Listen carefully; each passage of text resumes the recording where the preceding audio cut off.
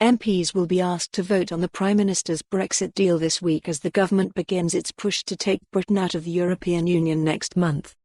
The Withdrawal Agreement Bill, WAB, will be brought before the Commons on Friday, and could be debated at first and second reading in one day, if the Speaker agrees to the timetable.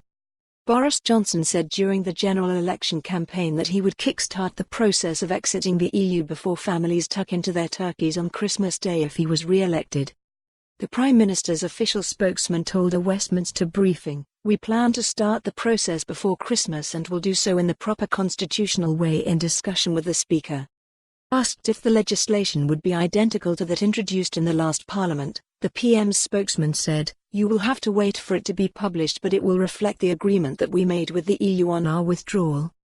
The government would attempt to push the WAB through its final Commons stages in January, and will hope the bill then clears the Lords quickly to allow the UK to leave the EU on January 31st.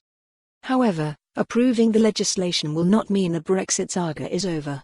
The UK will remain in the EU until at least the end of 2020 during the implementation period.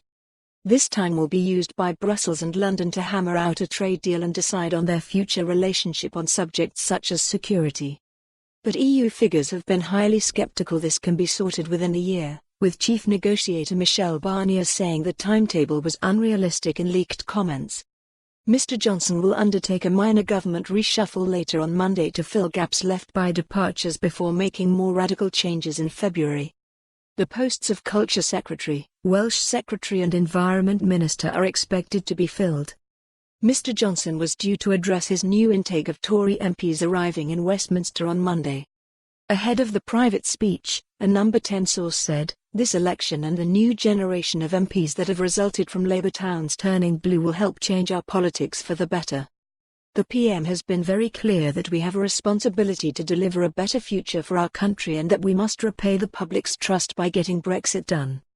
That's why the first piece of legislation new MPs will vote on will be the Withdrawal Agreement Bill." The Queen will formally open Parliament on Thursday when she sets out the government's legislative programme during a slimmed-down state opening. For more on this story, visit the news article link.